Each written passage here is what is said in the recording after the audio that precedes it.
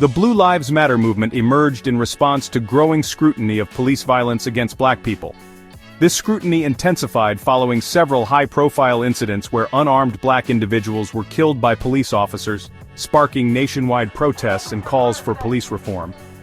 The movement was seen by many as a necessary counter-narrative to the growing criticism of law enforcement. It gained momentum after the high-profile killings of police officers in 2014. These tragic events were used to highlight the dangers faced by law enforcement officers daily.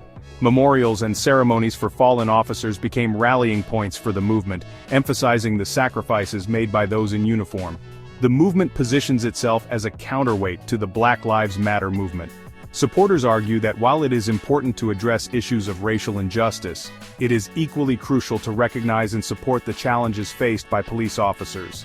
Blue Lives Matter rallies and protests often feature slogans and signs that emphasize the bravery and dedication of law enforcement. It argues that law enforcement officers deserve special protection, and that violence against them is an attack on society itself. This perspective is rooted in the belief that police officers are the frontline defenders of public safety and order. The movement calls for harsher penalties for those who commit violence against police, viewing such acts as direct assaults on the fabric of society. The central claim of Blue Lives Matter is that being a police officer is an inherently dangerous job that deserves special recognition. Supporters point to the daily risks and unpredictable nature of police work, arguing that these factors warrant additional protections and respect for officers. They believe that acknowledging these dangers is essential to maintaining morale and effectiveness within the police force. While it's true that police work carries risks, this framing obscures a more complex reality. Critics argue that focusing solely on the dangers faced by police officers can overshadow the need for accountability and reform within law enforcement. They point out that many professions carry significant risks, yet do not receive the same level of protection or recognition.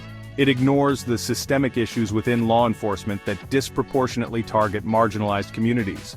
These issues include racial profiling, excessive use of force, and a lack of transparency and accountability.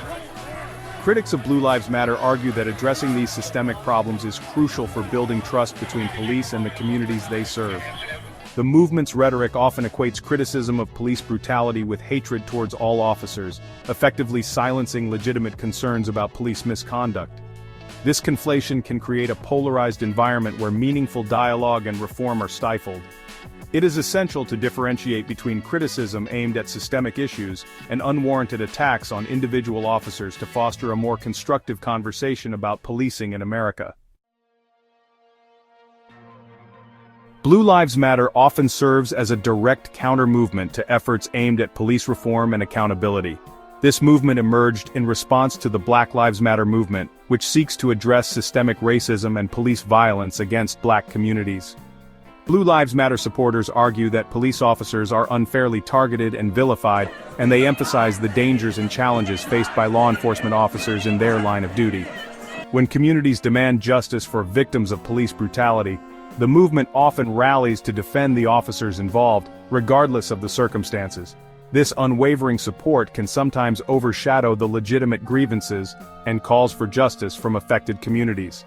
It creates a narrative where any criticism of police actions is seen as an attack on all law enforcement, rather than a call for accountability and reform.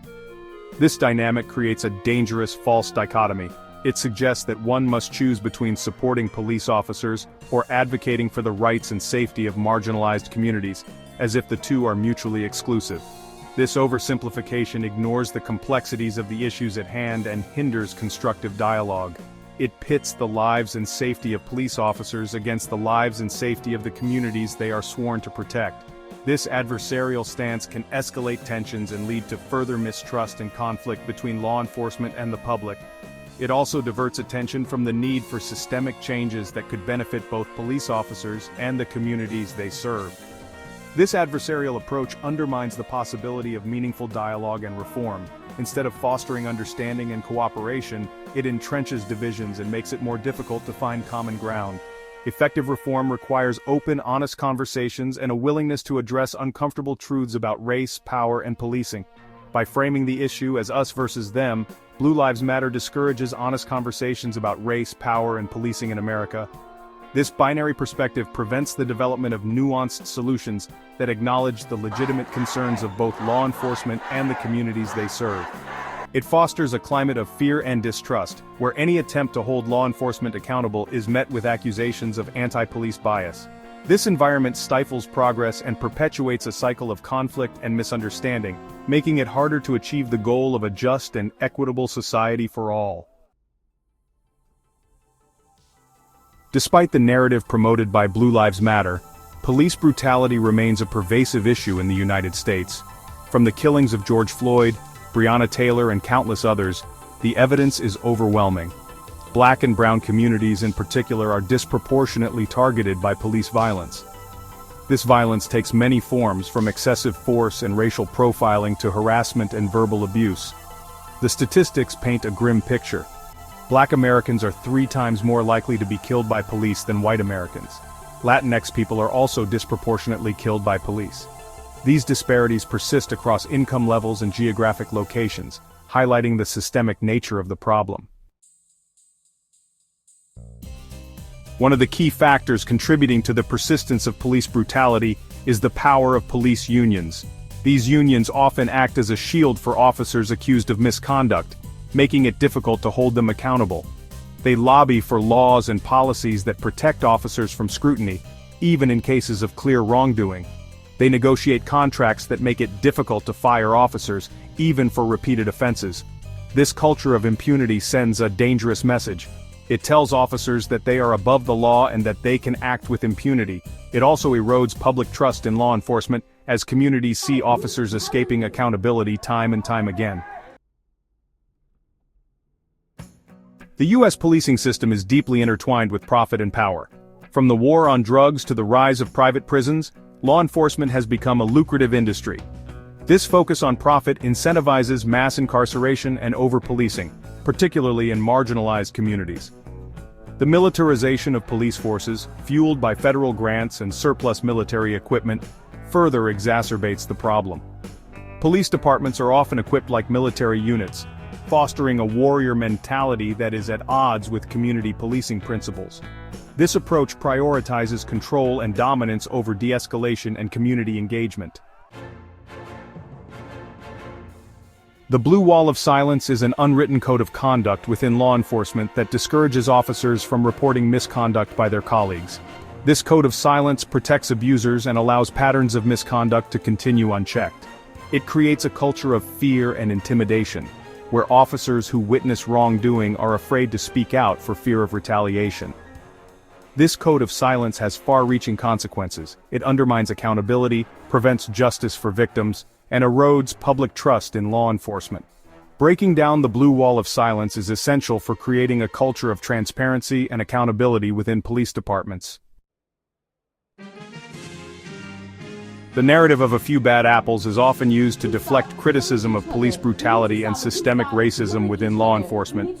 This argument suggests that the problem is limited to a handful of rogue officers, rather than being indicative of a deeper cultural or institutional problem. However, this argument ignores the systemic factors that contribute to police violence. The history of policing in America is deeply intertwined with racism and oppression.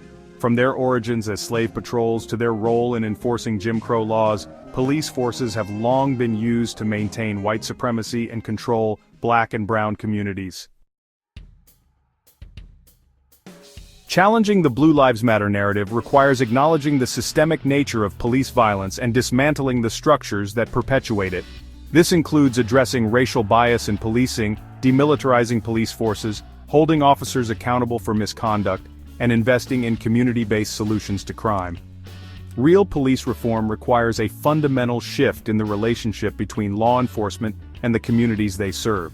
It demands a move away from punitive approaches towards restorative justice models that prioritize rehabilitation and community healing. The Blue Lives Matter movement, while presenting itself as a protector of law enforcement, often serves as a shield for corruption, brutality, and systemic racism within policing. This movement, which emerged as a counter to the Black Lives Matter movement, has been criticized for its role in perpetuating a culture of impunity among police officers. By framing any criticism of police actions as an attack on law enforcement as a whole, it effectively stifles necessary conversations about police misconduct and the urgent need for reform. By deflecting criticism, opposing accountability, and perpetuating a narrative of fear and division, the movement hinders progress towards meaningful police reform. It creates an environment where police officers feel emboldened to act without fear of repercussions, knowing that any attempt to hold them accountable will be met with fierce resistance. This resistance not only undermines public trust in law enforcement but also exacerbates the very issues of violence and discrimination that the movement claims to oppose. Dismantling this shield requires a commitment to truth, justice, and accountability. It means recognizing that true support for law enforcement involves holding officers to the highest standards of conduct and ensuring that they are accountable for their actions. It also means listening to the voices of those who have been most affected by police violence and working collaboratively to develop solutions that address their concerns. It demands that we confront the legacy of racism and violence that continues to plague our criminal justice system. This legacy is not just a relic of the past, but a present reality that shapes the experiences of countless individuals and communities. Addressing it requires a willingness to engage in difficult conversations about race, power, and privilege, and to take concrete actions to dismantle the structures that perpetuate inequality. It requires us to imagine and create a new vision of public safety, one that is rooted in equity, justice, and the fundamental dignity of all people. This vision must prioritize the well-being of all community members, particularly those who have been historically marginalized and oppressed. It calls for a shift away from punitive approaches to public safety and towards strategies that promote healing, restoration, and community empowerment. Only by embracing this vision can we hope to build a society where everyone feels safe, valued, and respected.